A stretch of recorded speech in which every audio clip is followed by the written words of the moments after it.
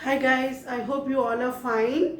तो organic reaction mechanism में बच्चों इलेक्ट्रॉनिक डिस्प्लेसमेंट्स जो होते हैं ऑर्गेनिक मॉलिक्यूल्स में, उसमें से एक one of the most important phenomenon है हमारे पास hyper conjugation.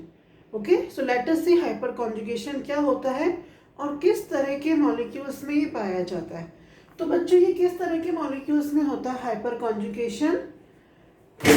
It is in those molecules in which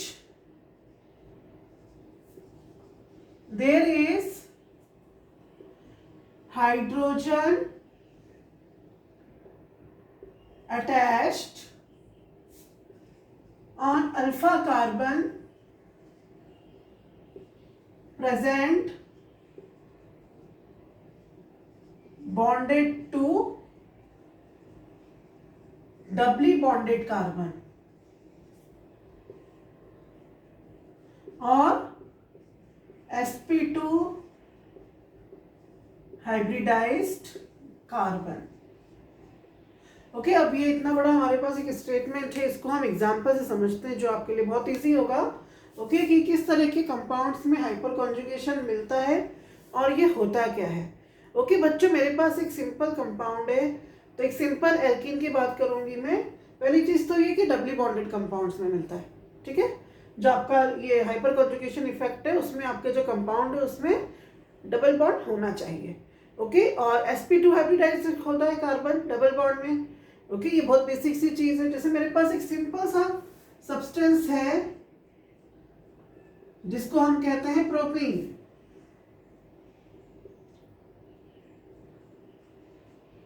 okay बच्चों, तो ये अपना क्या है, प्रोपीन है। तो अब देखो, इस प्रोपीन में ये हमारा डबली बॉन्डेड कार्बन है दोनों। ओके, तो ये जो डबली बॉन्डेड कार्बन हमारे होते हैं इनका जो हाइब्रिडाइजेशन है वो है sp2। तो इससे जो ये कार्बन अटैच है, ये वाला जो हमारा कार्बन है अल्फा कार्बन, जो इस डबल बॉन्डेड कार्बन से अटैच है, इसके पास एक हाइड्रोजन कम से कम होना ही चाहिए। ओके, जैसे मेरे पास अभी प्रोपीन है, तो प्रोपीन में यहाँ पर एक मिथाइल ग्रुप है, इसके पास CH के पास, तो इसके पास 3 अल्फा हाइड्रोजन है, बट कम से कम एक होना ही चाहिए। तो जब इस तरह की कंडीशन होती है, जैसे मान लीजिए हम एक और मैं स्ट्रक्चर बनाती हूँ बोर्ड पर, हम ये जो दोनों हाइड्रोजन है इनको हम रिप्लेस कर सकते हैं, मिथाइल ग्रुप से रिप्लेस कर सकते हैं। फॉर एग्जाम्पल,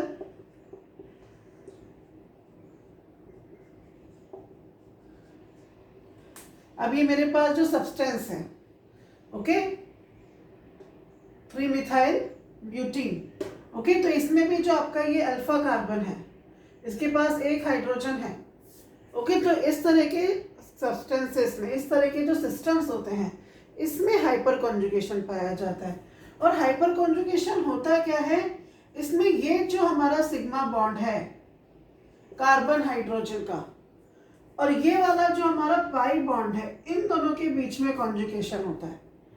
ठीक है, इन दोनों के बीच में क्या होता है, कॉन्जुगेशन होता है और इलेक्ट्रॉन का ट्रांसफर होता है इसके अंदर।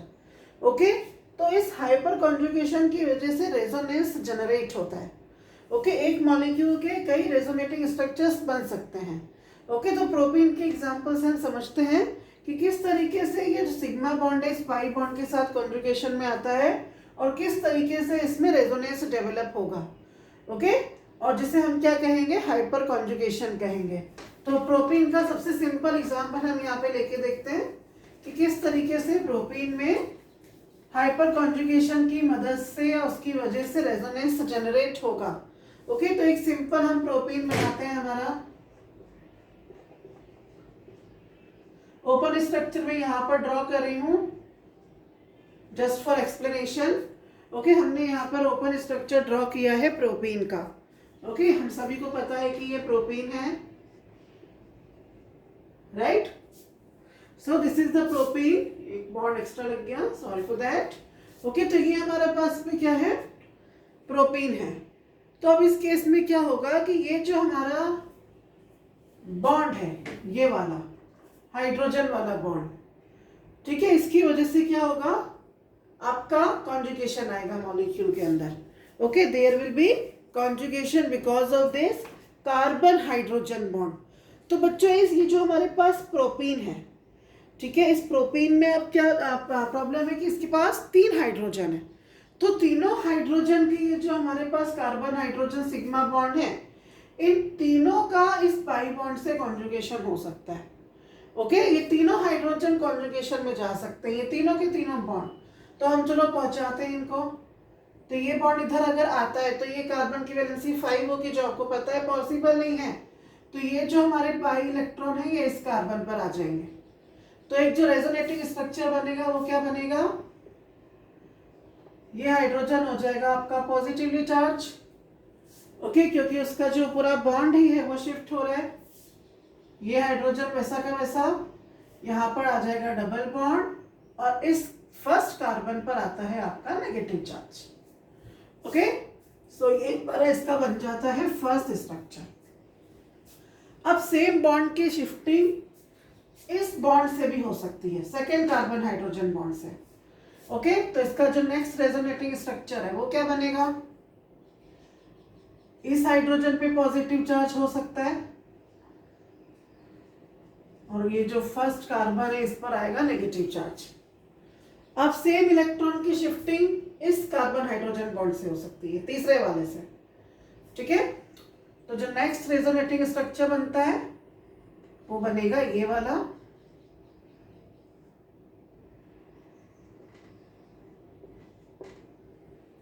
तो बच्चों इस तरह का जो इलेक्ट्रॉन का ट्रांसफर होता है, अगर आपके डबली बॉन्डेड कार्बन के पास जो हमारा अल्फा कार्बन है उस पर हाइड्रोजन हो, तो उसकी ये जो हमारी सिग्मा बॉन्ड की ऑर्बिटल है ये इस पाई ऑर्बिटल के साथ कॉन्जुगेशन में आती है, और इससे इलेक्ट्रॉन का मूवमेंट होता है।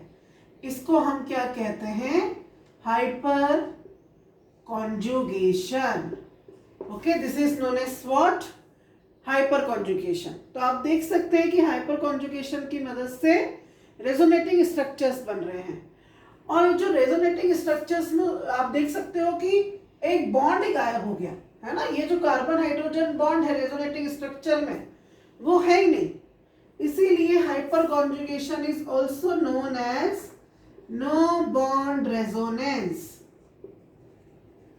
ठीक है, इसको क्या कहते हैं, नो बॉन्ड रेजोनेंस भी कहते हैं। और ये जो फिनोमिनन है हाइपर कॉन्जुगेशन का, ये स्टडी किया था बेकर एंड नेथन ने। तो बेकर एंड नेथन इफेक्ट भी इसको कहा जाता है। ठीक है, फर्स्ट टाइम उन्होंने ये जो फिनोमिनन है इसको नोटिस किया था, हाइपर कॉन्जुगेशन के फिनोमिनन को।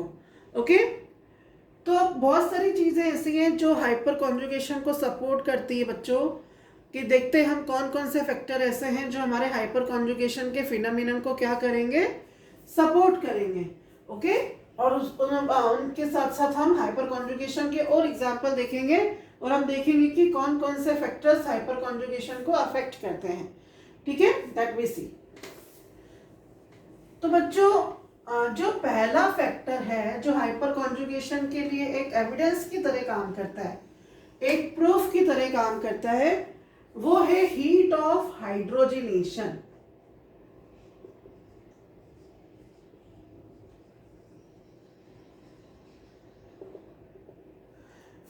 अब बच्चों अगर जैसे मान लीजिए कोई एल्कीन बहुत स्टेबल है, ठीक है, we are having stable alkene.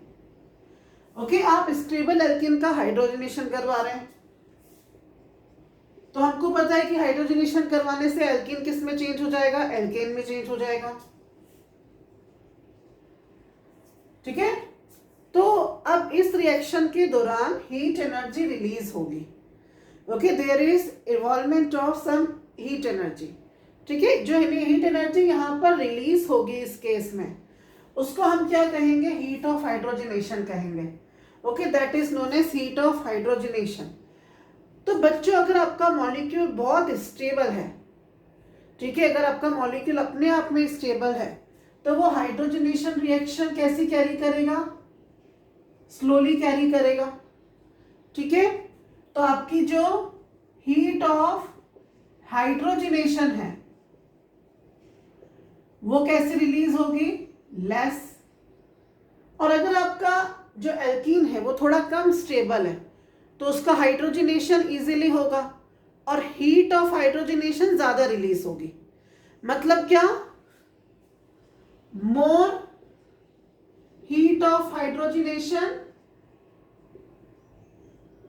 इसका मतलब क्या, लेस स्टेबल एल्कीन, है ना, और लेस हीट ऑफ हाइड्रोजनेशन। इसका मतलब क्या, मोर स्टेबल एल्कीन। ठीक है, इसका मीनिंग क्या हो गया कि आपका जो एल्कीन है वो ज्यादा स्टेबल है। ओके, तो ये हम कैसे देख सकते हैं, हम एग्जांपल से देखेंगे इसको। ठीक है, तो ये जो हाइपर कॉन्जुगेशन है इसकी वजह से क्या जनरेट हो रहा है बच्चों, रेजोनेंस आ रहा है। तो रेजोनेंस जिस मॉलिक्यूल में आ जाता है वो मॉलिक्यूल क्या होता है, ज्यादा स्टेबल होता है। तो प्रोपीन इथीन से ज्यादा स्टेबल है। ठीक है, ये जो फैक्ट है वो हाइपर कॉन्जुगेशन को सपोर्ट करता है। कैसे सपोर्ट करता है, जिसे हम इथीन और प्रोपीन के स्ट्रक्चर बनाते हैं बोर्ड पर। सो let us draw the structure quickly. Okay students, so let us compare the heat of hydrogenation of ethene and propene. जब हमारा इथीन जो होता है CH2 डबल बॉन्ड CH2, जब हम इसका हाइड्रोजनेशन करवाते हैं ये चेंज हो जाएगा आपका इथेन के अंदर। ओके, हाइड्रोजनेशन होने के बाद, और इसमें जो हीट ऑफ हाइड्रोजनेशन इसकी जो रिलीज होती है, ठीक है, जो इवॉल्व होती है हीट, वो होती है आपकी -32.8 किलो कैलोरी पर मोल। ओके, और यहीं पर अगर मैं प्रोपीन का करवाती हूं हाइड्रोजनेशन, तो ये प्रोपेन में कन्वर्ट होगा ऑफ कोर्स। ठीक है, तो यहां पर जो हीट ऑफ हाइड्रोजनेशन रिलीज होती है, हाइड्रोजनेशन, वो होती है -30.1 किलो कैलोरी पर मोल। ओके, तो which indicates what, that propene is more stable than ethene. ठीक है, आपका जो प्रोपीन है वो इथीन से ज्यादा स्टेबल है। तो प्रोपीन की ज्यादा स्टेबिलिटी इस चीज को कंफर्म करती है कि प्रोपीन में रेजोनेंस है, जो किसकी वजह से आता है, हाइपर कॉन्जुगेशन की वजह से। ओके, तो ये जो हमारा हीट ऑफ हाइड्रोजनेशन है ये किस चीज को कंफर्म कर रहा है कि आपके जो मॉलिक्यूल है उसके अंदर हाइपर कॉन्जुगेशन है। Okay, there is hyperconjugation in the molecule. Okay, जितने ज्यादा हाइड्रोजन होंगे रेजोनेटिंग स्ट्रक्चर्स उतने ज्यादा बनेंगे। ओके, तो जितना सब्स्टिट्यूटेड एल्कीन होगा वो उतना ही ज्यादा क्या हो जाएगा, आपका स्टेबल हो जाएगा। Okay, that will be more stable. Alright, so ये जो फैक्ट है ये हमारा हाइपर कॉन्जुगेशन को क्या करता है, पहला फैक्ट सपोर्ट करता है। ठीक है, प्रोपीन के जो रेजोनेटिंग स्ट्रक्चर से अभी मैंने आपको बताए थे, जो इसके रेजोनेटिंग स्ट्रक्चर है प्रोपीन के, जिसकी वजह से प्रोपीन क्या होता है, हमारा स्टेबल होता है। ओके, तो ये जो हमारा था फर्स्ट रेजोनेटिंग स्ट्रक्चर, फिर हमारा ये सेकंड रेजोनेटिंग स्ट्रक्चर था। अब बच्चों इसमें ना एक चीज तुमको ध्यान रखनी है कि ये नो बॉन्ड रेजोनेंस है। तो आपको दिख रहा है कि जैसे एक बॉन्ड ही कार्बन और हाइड्रोजन के बीच का चला गया, उड़ गया, गायब हो गया वो, है ना, जो इलेक्ट्रॉन है वो कॉन्जुगेशन में आ गए हैं, जिसकी वजह से ये बॉन्ड ही क्या हो रहा है, गायब हो रहा है। पर इसका मतलब ये नहीं कि हाइड्रोजन कहीं चला जाएगा। ठीक है, ये हाइड्रोजन जो होता है ये क्वाइट फर्मली अटैच रहता है कार्बन के साथ। ठीक है, it is quitely strong attach to the carbon. Okay, मतलब अच्छा फर्म इंटरेक्शन है कार्बन और हाइड्रोजन के बीच में, इस मॉलिक्यूल के बीच में। ठीक है, ये बहुत अच्छे से बाउंड रहता है यहाँ पे। ओके, कहीं जाता नहीं है ये। ओके, तो ये हमारे प्रोपीन के हाइपर कॉन्जुगेशन की वजह से रेजोनेटिंग स्ट्रक्चर बनते हैं, जिसकी वजह से आपका प्रोपीन जो है वो क्या है, ज्यादा स्टेबल है एज कंपेयर टू इथीन। ये जो हमारा प्रोपीन है वो इथीन से क्या हो जाएगा, ज्यादा स्टेबल हो जाएगा। Okay, so now let us continue. अब देखते हैं कि और कौन सा फैक्ट है जो इसको सपोर्ट करता है हाइपर कॉन्जुगेशन को। एक और चीज, मतलब जितने ज्यादा आपके रेजोनेटिंग स्ट्रक्चर्स बनेंगे, आपका मॉलिक्यूल उतना ज़्यादा क्या होगा, वहाँ पे स्टेबल होगा। ठीक है, your molecule will be more stable. Okay, तो ये जो फैक्ट है ये भी सपोर्ट करता है हाइपर कॉन्जुगेशन को, क्योंकि जो ज़्यादा सब्स्टिट्यूटेड मॉलिक्यूल है जिसमें ज़्यादा हाइड्रोजन है शिफ्ट करने के लिए, वो ज़्यादा स्टेबल है क्योंकि उसके रेजोनेटिंग स्ट्रक्चर्स ज़्यादा बनेंगे। जैसे मैं बोर्ड पे 2 स्ट्रक्चर ड्रॉ करती हूँ। पहला हम ड्रॉ करेंगे 2,3 डाइमिथाइल ब्यूट 2ईन। ठीक है, हम इस मॉलिक्यूल का जो स्ट्रक्चर है वो ड्रॉ करते हैं। तो let us draw the structure of this molecule. तो 2,3 डाइमिथाइल ब्यूट 2ईन, 1 2 3 4, second position double bond.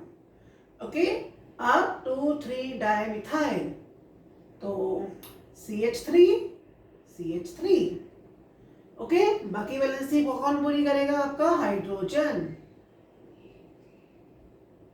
Okay, तो ये हमारा क्या है, 2,3 डाइमिथाइल ब्यूट 2ईन। ओके, तो अब तुम देखो इसमें ये जो हमारे डबली बॉन्डेड कार्बन है, इसमें दोनों तरफ 6 कार्बन हाइड्रोजन बॉन्ड है। ठीक है, तो यहां पर 6 सिग्मा पाई रेजोनेंस मिलेगा। ठीक है, यहाँ पर आपके जो टोटल एक तरफ से 6 कह रही हूं मैं, तो टोटल हम इसके 12 रेजोनेटिंग स्ट्रक्चर्स बना सकते हैं। ठीक है, 3 हाइड्रोजन यहाँ के रेजोनेंस शो कर सकते हैं, 3 हाइड्रोजन यहाँ के, 3 यहाँ से, 3 यहाँ से, टोटल कितने हो जाते हैं, 4। ठीक है, अब हम एक और स्ट्रक्चर ड्रॉ करते हैं। जो सेकेंड स्ट्रक्चर है वो किसका ड्रॉ करेंगे, 2 मिथाइल ब्यूट 2ईन। ठीक है, 2 मिथाइल ब्यूट 2ईन का स्ट्रक्चर हम ड्रॉ करते हैं। तो क्या बनेगा, 1 2 3 4, second position double bond, 2 methyl, second carbon CH3, बाकी वैलेंसी हाइड्रोजन से कंप्लीट करेंगे। CH3 यहाँ पे आ जाएगा H, यहाँ पे CH3। ओके, तो अब ये वाला जो हमारा मॉलिक्यूल है, इसमें हमारे पास कितने हाइड्रोजन है, 3 यहाँ पर। ओके, 3 यहाँ हो जाएंगे हमारे पास, और यहाँ पे 1। तो इसमें जो सिग्मा पाई कॉन्जुगेशन होगा या जो हाइपर कॉन्जुगेशन होगा वो कम होगा। ठीक है, इसके जो रेजोनेटिंग स्ट्रक्चर्स है वो कम बनेंगे। तो ये जो मॉलिक्यूल है अपना 2,3 डाइमिथाइल ब्यूट 2ईन, ये इससे ज्यादा स्टेबल है। ठीक है, जो फर्स्ट वाला मॉलिक्यूल है वो सेकेंड मॉलिक्यूल से ज्यादा स्टेबल है क्योंकि इसमें हाइपर कॉन्जुगेशन ज्यादा है, जिसकी वजह से इसके रेजोनेटिंग स्ट्रक्चर्स ज्यादा बनेंगे। ओके, तो हाइपर कॉन्जुगेशन की वजह से आपके मॉलिक्यूल की स्टेबिलिटी अफेक्ट होती है। ओके, चाहे वो दोनों है एल्कीन, सेम कैटेगरी के कंपाउंड है ना, सेम उसमें डबल बॉन्ड है, सैचुरेशन सेम है डबल बॉन्ड वाला। ठीक है, उसके बावजूद ये जो है ज्यादा स्टेबल है क्योंकि इसमें हाइपर कॉन्जुगेशन आपको ज्यादा दिखेगा। आपको साफ दिख रहा है कि 3 हाइड्रोजन यहाँ है, 3 हाइड्रोजन यहाँ है, 3 यहाँ, 3 यहाँ, टोटल 12 हाइड्रोजन की वजह से 12 इसके रेजोनेटिंग स्ट्रक्चर्स ड्रॉ हो सकते हैं। इसीलिए ये जो मॉलिक्यूल है ये इससे ज्यादा स्टेबल होता है। Okay, so this is the fact जो हाइपर कॉन्जुगेशन को सपोर्ट करता है, क्योंकि मॉलिक्यूल्स की स्टेबिलिटी रेजोनेटिंग स्ट्रक्चर्स की वजह से क्या होती है, अफेक्ट होती है। ओके, नेक्स्ट जो फैक्टर है जो हाइपर कॉन्जुगेशन से रिलेटेड है, जो उसको सपोर्ट करता है, या फिर कह सकते हैं हाइपर कॉन्जुगेशन की वजह से हमें ये ऑब्जर्वेशन मिलता है। क्या ऑब्जर्वेशन मिलता है हमको, that is bond length of CC bond. ठीक है, मैं क्या कहना चाह रही हूं बच्चों, इसके लिए हम जल्दी से प्रोपीन का स्ट्रक्चर ड्रॉ करते हैं फिर से। ठीक है, सिंपल मॉलिक्यूल हम हमारा ले लेते हैं प्रोपीन। तो ये हमारा है propene, CH3 CH double bond CH2। Okay, तो हाइपर कॉन्जुगेशन की वजह से एक इसका अपन रेजोनेटिंग स्ट्रक्चर बना लेते हैं सिर्फ अभी। ये आगे सिग्मा बॉन्ड के इलेक्ट्रॉन इधर, पाई के कार्बन के ऊपर, तो ये वाला जो कार्बन हाइड्रोजन बॉन्ड है ये टूट गया, इस हाइड्रोजन पर आ जाता है पॉजिटिव चार्ज। ये हाइड्रोजन वैसा का वैसा, इधर डबल बॉन्ड CH और ये CH2 और इसके ऊपर माइनस। ओके, तो अब हाइपर कॉन्जुगेशन की वजह से ये जो हमारा ये वाला जो बॉन्ड लेंथ है इसमें क्या आ रहा है, डबल बॉन्ड कैरेक्टर आ रहा है। Okay, it is having double bond character. तो डबल बॉन्ड कैरेक्टर आने से ये जो हमारा प्रोपीन के अंदर ये वाला जो बॉन्ड है ये होता है 1.46 एंगस्ट्रॉम। ठीक है, इसकी जो बॉन्ड लेंथ होती है वो क्या है, 1.46 एंगस्ट्रॉम, जबकि normal carbon carbon single bond length होती है 1.54 एंगस्ट्रॉम। ठीक है, तो हाइपर कॉन्जुगेशन की वजह से carbon carbon single bond length shorten होती है, छोटी हो जाती है। ठीक है, हाइपर कॉन्जुगेशन की वजह से क्या होता है, हमारी जो कार्बन कार्बन की जो सिंगल बॉन्ड लेंथ है वो क्या होती है, छोटी होती है। तो ये बॉन्ड लेंथ का छोटा होना यहाँ पर partial double bond character hyper conjugation की वजह से आएगा, इसको सपोर्ट करता है। और उसी तरीके से आप देख सकते हो कि ये जो कार्बन कार्बन डबल बॉन्ड है, ठीक है, कार्बन कार्बन डबल बॉन्ड जो है हमारा, तो नॉर्मल अगर मैं बात करूं तो normal carbon carbon double bond length जो हमारी होती है, okay, that is equal to 1.334 angstrom. लेकिन in propene due to hyper conjugation उसमें क्या आ रहा है, सिंगल बॉन्ड कैरेक्टर आ रहा है बॉन्ड लेंथ के अंदर। तो वो जो हमारी बॉन्ड लेंथ है वो होती है प्रोपीन के अंदर 1.353 angstrom. Okay, that is equal to 1.353 angstrom. Okay, तो ये जो नेक्स्ट फैक्ट है ये सपोर्ट करता है आपके किसको, हाइपर कॉन्जुगेशन को। ठीक है, कि इसकी वजह से डबल बॉन्ड कैरेक्टर में सिंगल बॉन्ड आता है और सिंगल बॉन्ड में डबल बॉन्ड आता है, जिससे आपकी बॉन्ड लेंथ पर असर पड़ता है। जो बॉन्ड लेंथ है वो नॉर्मल बॉन्ड लेंथ से डिफरेंट हो जाती है। ओके, तो ये जो नेक्स्ट फैक्ट है ये क्या करता है, हाइपर कॉन्जुगेशन को प्रूव करता है, या हम कह सकते हैं कि हाइपर कॉन्जुगेशन की वजह से बॉन्ड लेंथ पर असर पड़ता है। Okay, so this is the next factor. उसके अलावा जो हाइपर कॉन्जुगेशन है वो इफेक्ट करता है हमारे दो रिएक्टिव इंटरमीडिएट होते हैं बेटा, that is free radical and carbocation, जिनके बारे में हम पढ़ने वाले हैं आगे। उनकी जो स्टेबिलिटीज होती हैं वो हाइपर कॉन्जुगेशन से बहुत ज़्यादा अफेक्टेड होती है। Okay, so that is also very important effect of hyper conjugation. Okay, so this is hyperconjugation. One more thing, that hyperconjugation explains the resonating structures of toluene. That is also very important thing.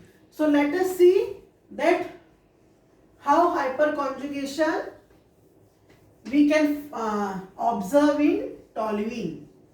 ठीक है, toluene क्या होता है बच्चा लोग, toluene हमारा होता है ये हमारी जो बेंजीन की रिंग होती है उस पर एक CH3।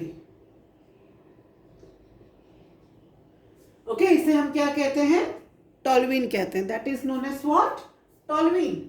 तो इसमें हाइपर कॉन्जुगेशन मिलेगा। ओके, ये वाला बॉन्ड इधर आ जाएगा and this bond will be here. Okay, this bond will be here. Okay, so क्या होगा, ये बॉन्ड ब्रेक हो जाएगा आपका। सो H और ये हाइड्रोजन पर पॉजिटिव चार्ज, इधर आ गया डबल बॉन्ड और इधर आ गया नेगेटिव चार्ज। बाकी ये मॉलिक्यूल वैसा का वैसा। अब ये जो हमारा नेगेटिव चार्ज है ये रिंग में डिलोकलाइज होगा। ओके, ये दोनों इलेक्ट्रॉन इधर और ये हमारे पाई बॉन्ड के इलेक्ट्रॉन इस कार्बन पर आ जाएंगे हमारे। तो नेक्स्ट जो रेजोनेटिंग स्ट्रक्चर बनता है टॉल्यूइन का,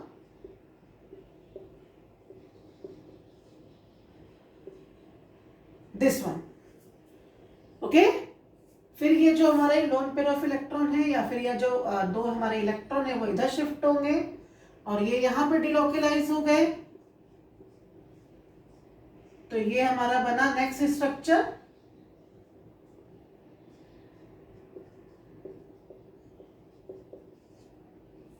ओके, एंड एट लास्ट ये दोनों इलेक्ट्रॉन यहां पर, ओके, और ये हमारे बॉन्ड फिर से यहां, तो लास्ट हमारा स्ट्रक्चर बन जाएगा ये। जो आपके बॉन्ड है आप देख सकते हैं पूरे घूम चुके हैं। ओके, तो ये जो टॉल्यूइन का हाइपर कॉन्जुगेशन है, ठीक है, ये टॉल्यूइन का हाइपर कॉन्जुगेशन है, जो टॉल्यूइन की रेजोनेटिंग स्ट्रक्चर और उस पे ऑर्थो और पेरा पोजीशन पर नेगेटिव चार्ज आता है उसको जस्टिफाई करते हैं। Okay, so hyper conjugation is found in toluene like this. Okay, so ये हमारा हाइपर कॉन्जुगेशन है। क्या होता है हाइपर कॉन्जुगेशन? फिर से एक बार हम देख लेते हैं। जब हमारा कोई अल्फा कार्बन पर हाइड्रोजन होता है और वो अटैच होता है हमारा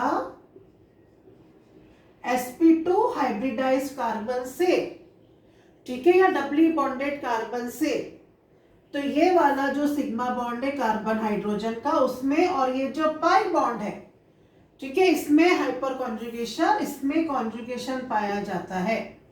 ठीक है, ये जो सिग्मा बॉन्ड है ये शिफ्ट होकर के पाई बॉन्ड को आगे वाले कार्बन पे शिफ्ट करता है। ये जो हमारा फिनोमिनन है इसको हम क्या कहते हैं? हाइपर कॉन्जुगेशन कहते हैं। Okay, this phenomenon is known as hyper conjugation. Okay बच्चों, तो ये हाइपर कॉन्जुगेशन था जो बहुत इंपॉर्टेंट फिनोमिनन है ऑर्गेनिक केमिस्ट्री का। अब नेक्स्ट ऑर्गेनिक रिएक्शन मैकेनिज्म के अंदर हमको बहुत इंपॉर्टेंट एक टॉपिक देखना है, वो है क्लीवेज ऑफ कोवेलेंट बॉन्ड। ठीक है, अब यहाँ नेक्स्ट हमारा ऑर्गेनिक रिएक्शन मैकेनिज्म बहुत अच्छा सा, बहुत डिटेल में और काफ़ी इंपॉर्टेंट चीज़ें यहाँ पर हम स्टार्ट करने वाले हैं। ओके, तो देखना है हमको कि जो कोवेलेंट बॉन्ड है वो कैसे टूटता है, उसका फ्यूजन कैसे हो सकता है, कैसे कैसे वो किस किस नोड में वो ब्रेक हो सकता है। Okay, that we have to see in the next video. Till then, stay safe and stay healthy. Bye.